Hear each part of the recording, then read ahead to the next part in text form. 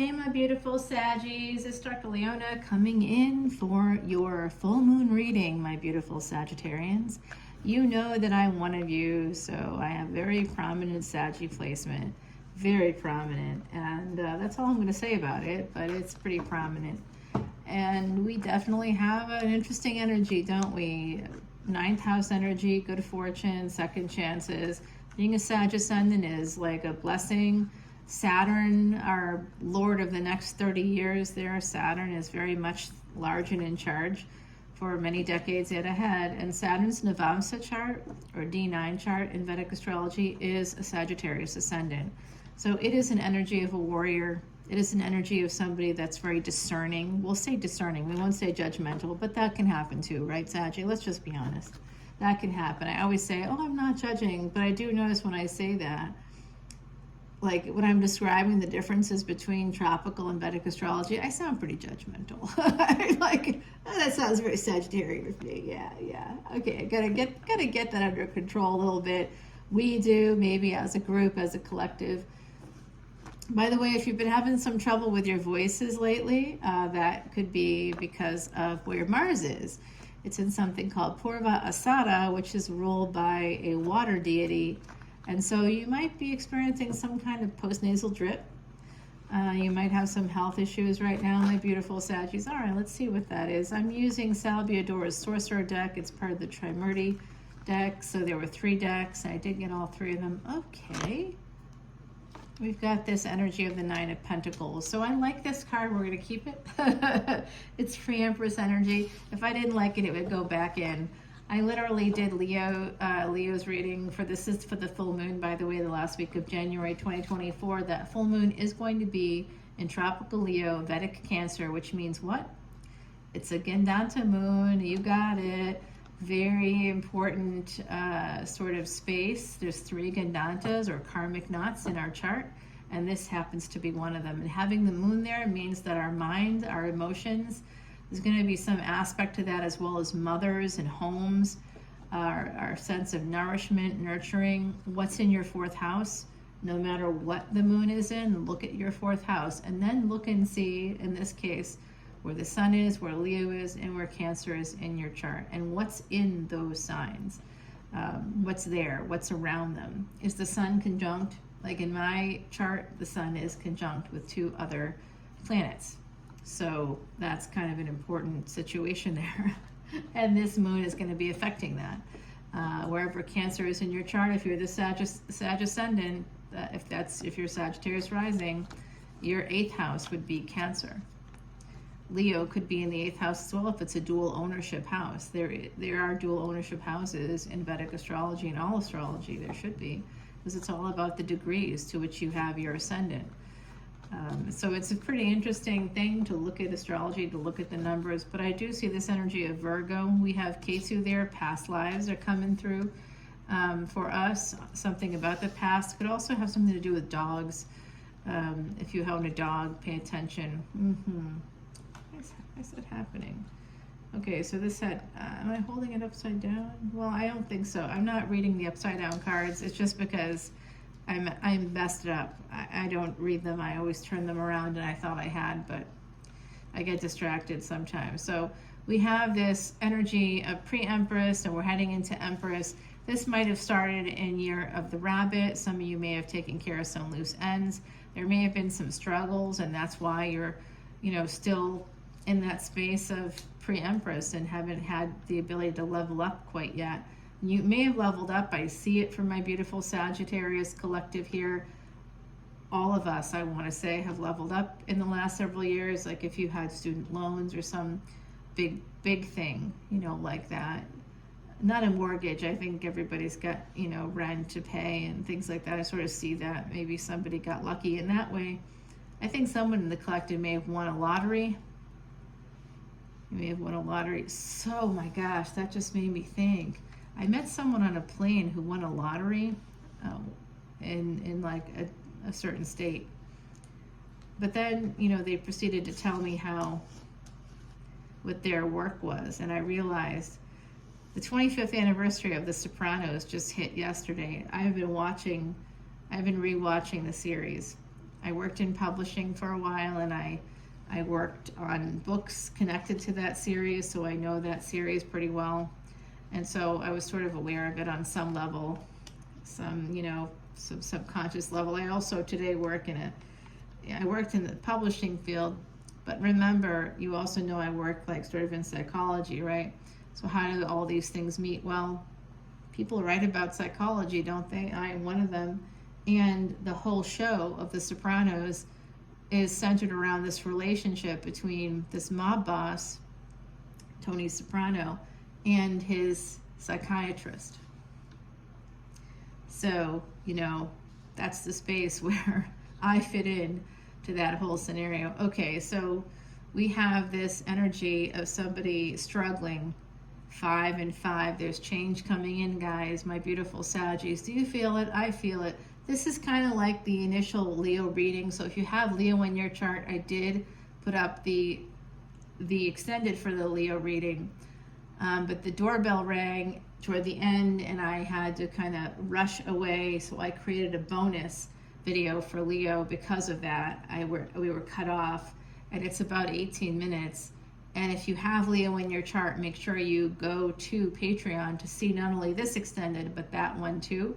I have an ongoing special for 10/10. You can see unlimited extended videos for all individual signs. Your Venus, your Moon, your Sun, your Mars, if you want, your Rahu, Ketu, where's the destiny axis? Look up those. You can look up your Ascendant, and then anybody who's connected to you as well. Okay, so I do see a Pisces energy coming through very strongly. We have the Page of Cups here, the High Priestess, and now the Fool. I'm seeing Pisces, Aries energy, more Gandanta energy, and guess what? We are on that Gandanta as well. Scorpio to Sag, if you have Scorpio placements and Sag placements, oh my. And you have Cancer, Leo, and you have Pisces, Aries, you are here for some kind of karmic freaking repair. I don't know what it is, but looks like there's an opportunity to have a partner come forward here. This stable relationship coming in. I believe that there is somebody here who does have a partner connected to Capricorn, but I also see this Pisces wanting, this is so interesting. You come across, there's a lot of earth coming through. There's a lot of desire to have stability, to have money, to have the material things taken care of here in this reading. But I also see a desire for passion, for partnership, and I see a desire for love. Although some of you out there are like, love doesn't matter right now. You're like, love is like third on that list of what I want from a partner. Because somebody here has had some serious disappointments, and you've had to walk away from relationships where there was just a lot of struggle. And if you look back at those relationships, somebody here was married to a karmic partner, and that was definitely a big struggle. There was a lot of distance in that relationship. There was a lot of delays and strange energy, like you had to rely on your intuition because they were lying a lot. There was a lot of lies in that relationship. Whenever you have to rely on your intuition, it's because the person you're with you can't trust, and they'll tell you something and they're gaslighting you or something along those lines. So more earth energy, more Virgo energy. That's Ketu. Okay, so I didn't mention Ketu earlier. Ketu is the south node of the moon, and it is one of the destiny nodes. So the south and north nodes are the destiny nodes. Ketu, the south node, Rahu, the north node. Rahu, whoever Rahu is, that's your future purpose. If it's connected to your highest degree planet in your current chart, whatever your purpose is in this lifetime will be the same in the next. And it will be connected to the same destiny track. Yeah, you may actually come back around in this sort of the similar energy. And you know what, Saggie, being Sagittarius is really pretty freaking awesome. Okay, so here, if we do say so ourselves, but honestly, it's good news.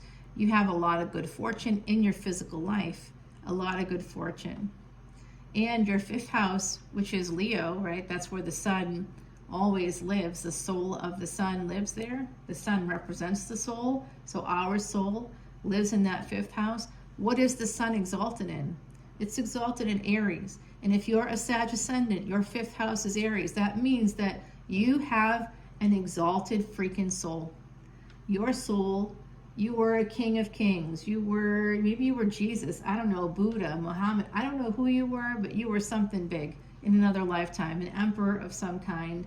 And I was thinking about this again because I've been watching The Sopranos. I'm like, well, if somebody has an emperor placement, which is Saturn 2 houses before your sun, so say Saturn in the 6th and your sun in the 8th, for example, that would be an emperor placement. An emperor, empress, we don't really look at gender in tarot that way.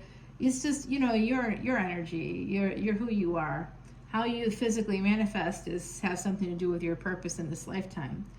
If you have Cancer in the 8th house, Sagittarius ascendants out there, part of your purpose in this lifetime has to do with motherhood, mothers and motherhood and homes.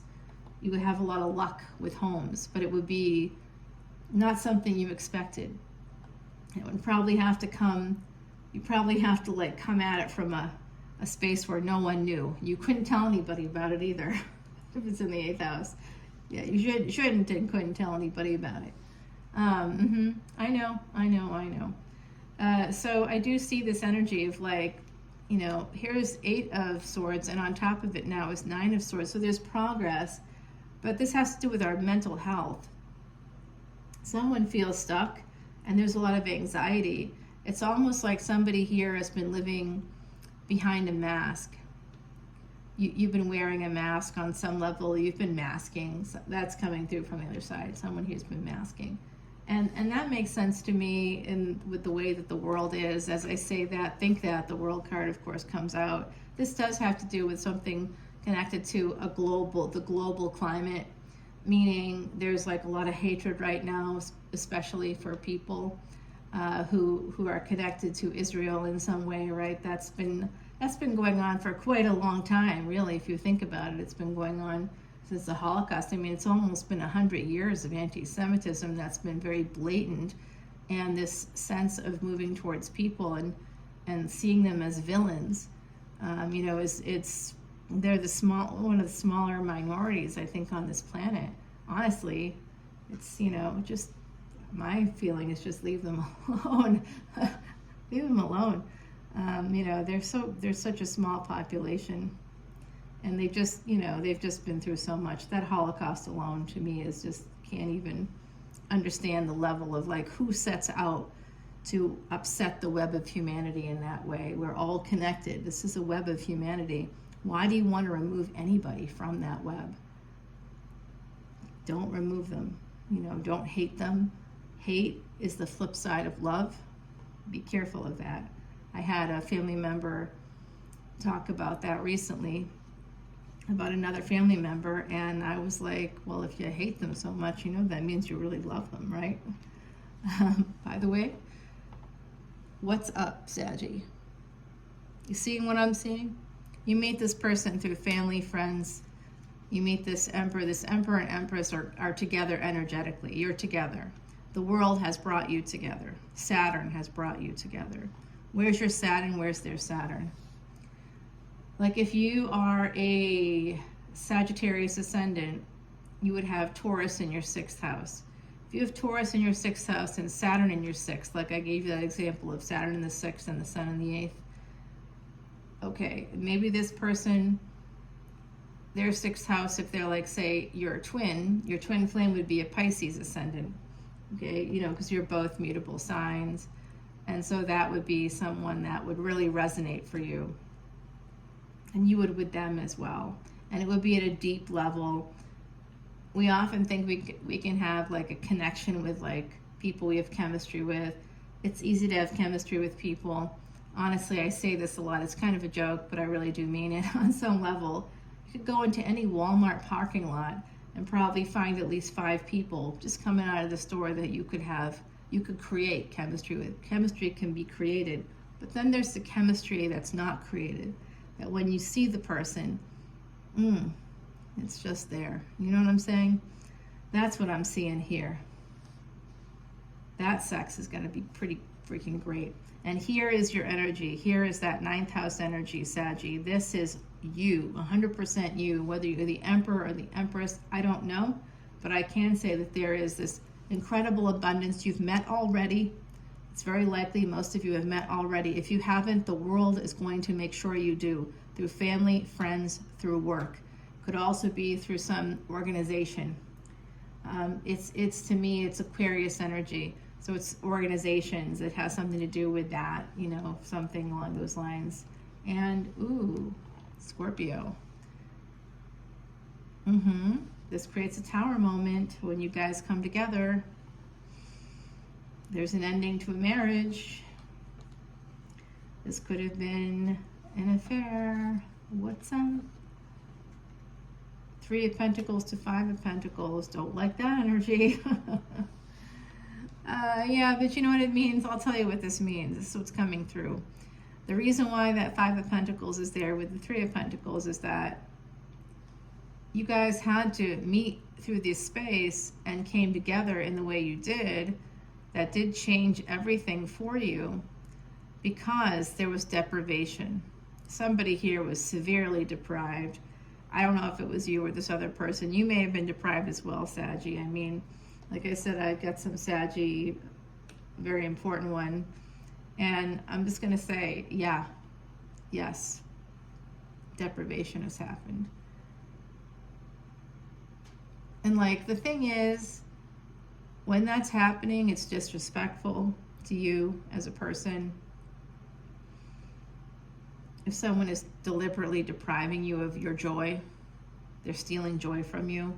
Especially as a Sagittarius, you are a wounded healer. You are a warrior. You are a goddess, a warrior goddess. You're Durga, you're Kali, you're the absolute, you know, you're Shiva if you want to have masculine energy. You are the energy of moving and getting things done. No matter what is happening in your world, you show up for people. And so this is somebody in their head, a King of Swords connected to the Nine of Swords. That's the problem here. That's what's causing delays. Someone's in their head. It's the person I think that was deprived, because the Emperor is equal to 4 kings. The Empress is equal to 4 queens. So whatever queens we see in this reading, whatever kings we see in this reading, these are 2 people that are an energetic match and a physical match. That's why I think some of you do know who this person is. If you don't yet know, you will. And you will have sex, and it will be awesome. Okay, I'm going to tell you that right now. What I see, what this person is looking for is your strength. How strong are you? That's what they're looking for.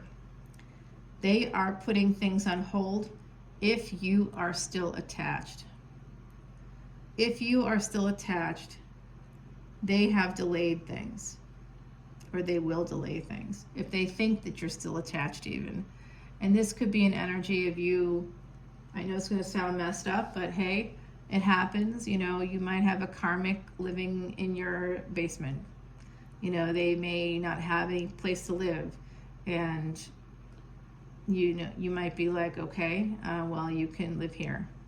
You know, I don't want you to be homeless. We've got kids together. We don't want that. You know, we've got kids, we've got grandkids, whatever stage of life you're in, you've got family together. You are family. And that is something that's hard for another partner to be like, okay with. Well, what do you mean he's living in your house? You guys are like divorced, right? Yeah. But he's got nowhere to live. So, and the other person's hearing that going, are you stupid? Of course he can live somewhere else. He just doesn't want to. He wants to live with you because he wants to take advantage of you. That's what I would be thinking in their shoes, and that's what any healthy, balanced person would be thinking. Why can't an adult, a healthy adult, I mean, I could see if they're not healthy, they've got cancer, or they've got some chronic illness, they can't work. You know what I mean? Like, that stuff makes sense to me, guys. But if they're just living with you because they're just too lazy or too cheap to get their own place, then that's like not okay. And that's like a whole new challenge that you have to deal with this person. I see that there was deprivation in the past with a past relationship, and that's what led to this friendship. The world, Saturn, brought you together because of this, okay? This is a new beginning, and there is going to be a need. I'm going to tell you right now, whoever this person is, whoever that Emperor is, they are going to want, God, this person, they're so ethical. Whoever they are, they think they're ethical anyway. they'll have an affair with you, but in their mind they've justified that as ethical, and it's justifiable in their mind. And on some level, they are going to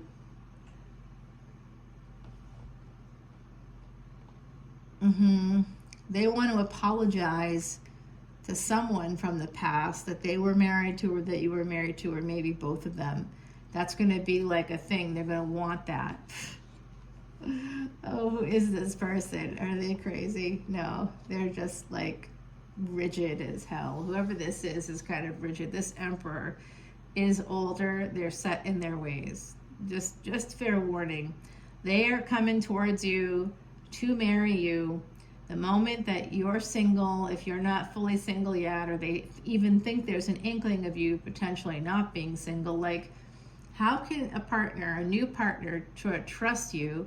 And how can you develop a relationship with someone when you're still going on vacation with the ex, with your kids? You know, like, people have this happen because, you know, you get along. You don't not get along. You get along, but there were things that didn't work, weren't a good fit, and you both wanted to get out of that energy, but maybe you're still afraid to move on, and so you're still connected. Like, I have a friend whose person still goes and takes out the garbage for their ex every week, and they do have kids together, and I get that, but my friend is like, I don't get this. Like, no one's freaking helping me take out my garbage. And then I'm sitting here going, well, you know, all you have to do is pay an extra $15 or something a week, and they'll come and get it for you. You don't have to. You just have to open your garage door, and they'll grab your bucket for you. And yeah, and by the way, that's the truth. Yeah, if you need that, they'll do it for you. You just have to pay a little bit more. So there is some healing coming in. Someone has to choose it, though. I do think it's you, especially if you have some Scorpio in your chart. You're the person. If you both do, you both have to choose to heal. You both are going to choose to heal, right? So someone is coming towards you. They're moving forward, but they're looking back at the same time. That's the energy of needing to apologize, needing to, I don't know why this person wants this, but I'm seeing that if this comes through in the future for you, just know that this emperor, you're the empress in my view. You have strength. Some of you have Leo energy, Taurus placements. It's coming through, okay? This person, I believe, is Pisces, Aries. Probably on some level they have those placements. This person has a lot of personal burdens because of all this, like, they have a lot of frameworks. They're not terribly flexible for someone that's very likely a mutable sign. They're inflexible, which tells me that they're probably older. Our brains become less malleable as we age, and we have to tap into younger energies somehow. Listening to music from your teen years, by the way, is something. Nostalgia is very popular. Why is it so popular? It has to do with psychology, actually neuropsychology, because when you listen to music or watch TV shows or play video games from your youth, you will activate those neural pathways from that time period. You'll feel younger, you'll feel better. When The Sopranos started, I was like in my mid-20s, okay? I was in my mid-freaking-20s when The Sopranos began 25 years ago, and I'm like watching it this week because of the 25th anniversary, and I'm like, okay. I wake up feeling amazing every day. I go to bed watching it. I'm like, what is happening? And that it's a neuropsychology thing. Yeah, you can do that anytime. You can activate those neural pathways from whatever age you were. You want to be 18 again? No problem. Listen to the music from when you were 18. It'll reactivate those neural pathways. What year were you 18? Look it up. Look up the music. Look up the TV. Start watching. Start listening. Right before you go to bed, you'll wake up with a little bit of a reset. You're welcome. Neuropsychology hacks. Okay, I shouldn't even teach you that, but I am. Yeah. It's part of neuropsychology research connected to Alzheimer's, believe it or not. But we all have a little bit of sundown syndrome. When the sun sets and we go to sleep, our brains can reset a little bit, and that's part of that. Yeah, your brain can reset. So if you're watching or listening to something from the time you were 18 or 25 or 35 or whatever age, you're like, that was like a great year. I want to go back to that year. For me, 47 was a freaking fantastic year. I want to go back to 47. I'm not so far away from it, but that was such a wonderful year. I'm like, I want to go back there. So I have to like think about that a little bit. But I do see this energy of this emperor wanting to come forward, but as you can see, they're trying to make a permanent decision, but they're not making it. Why? Look at their car. The emperor drives the chariot. They want to come to you. They want to come to your home. But look it. There's no wheels. There's not even any horses with this chariot. So whoever this is, they're like in a lot of thought, because the Sphinx is about riddles.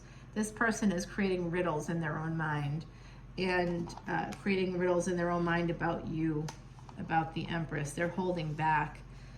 Could be because of a marriage, because you are married, or because they are. But they have a lot of passion for you. They think about you all the time. And this is the future, I think, for some of you. Now, I do have the Death card in reverse, but then there are all these other wonderful cards that come after it. We can't read it in reverse. So there is an ending. This passion leads to an ending.